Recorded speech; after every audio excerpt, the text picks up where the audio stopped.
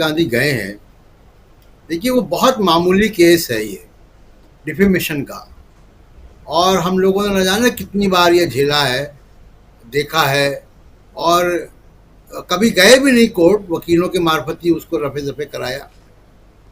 कुछ दिन पहले भी हम लोगों के पास, हम दोनों के पास एक नोटिस आया था, जवाब दे दिया गया उसका।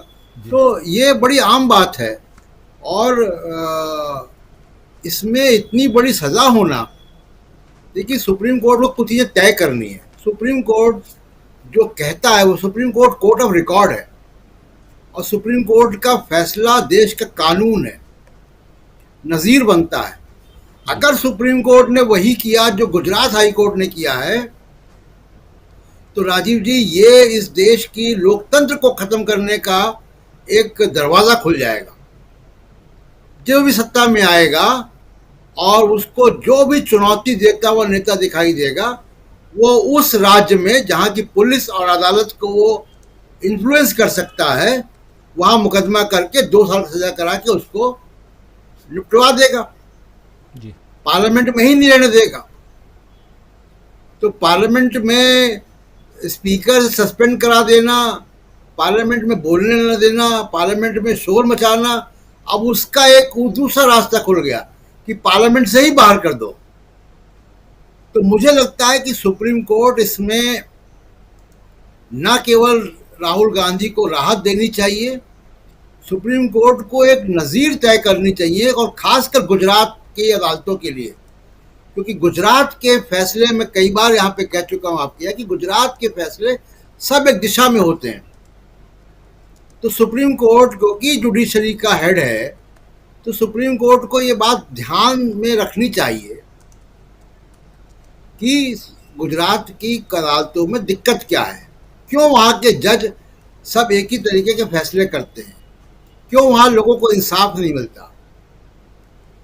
तो पहली बात। दूसरी बात यह कि देखिए वो बहुत ही मामूली केस, जैसा मैं कह चुका हूँ, और हेमंत प्रक्षक, जो जस्टिस हेमंत प्रक्षक, जिन्होंने 2 महीने से भी ऊपर लगाया ये फैसला लिखने में, और पहली बार मैंने राजीव जी देखा कि कंप्लेंट को नज़ीर के तौर पे जजमेंट में लाया गया।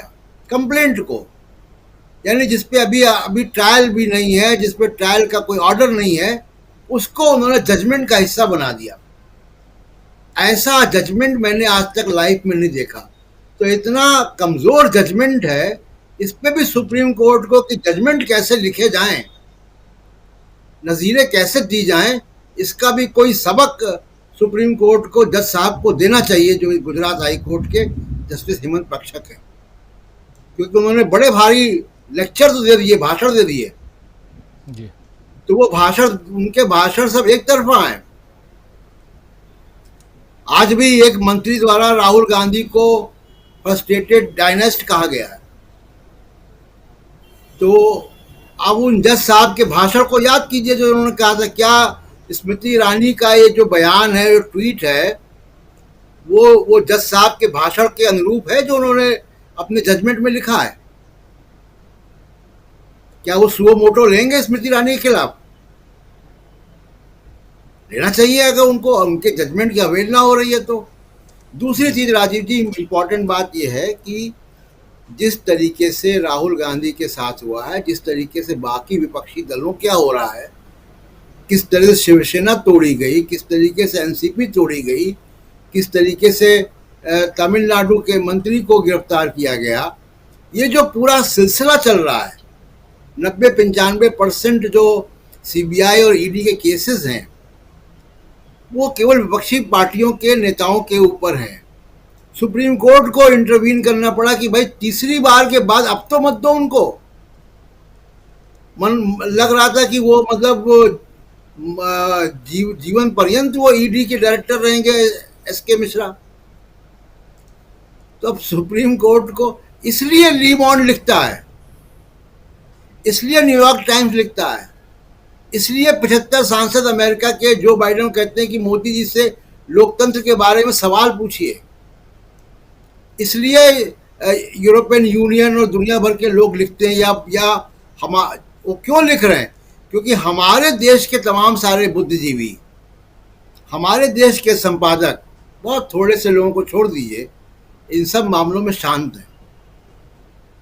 या वो डर गए हैं, या कॉम्प्रोमाइज कर चुके हैं, या बेईमान हैं। जी तो ये इतनी असाधारण स्थिति है देश की। मैंने तो नहीं देखा इमरजेंसी के बाद से अब तक कि इतनी असाधारण स्थिति हो कि लोग लिखने बोलने में भी डरने लगे। तो सुप्रीम कोर्ट को बहुत सारी चीज़ें तय करनी है एक इस फैसले से, कि कैसे न्यायपालिका, और एक संदेश जाए पूरी दुनिया भर में। मुझे लगता है राजीव जी कि मानसून सेशन 20 तारीख से है, एक हफ्ता है लगभग मानसून सेशन में। इसी मानसून सेशन में राहुल गांधी हो सकता है कि वापस आ जाए लोकसभा। जी, ये बहुत बहुत बड़ी बात आप कह रहे हैं।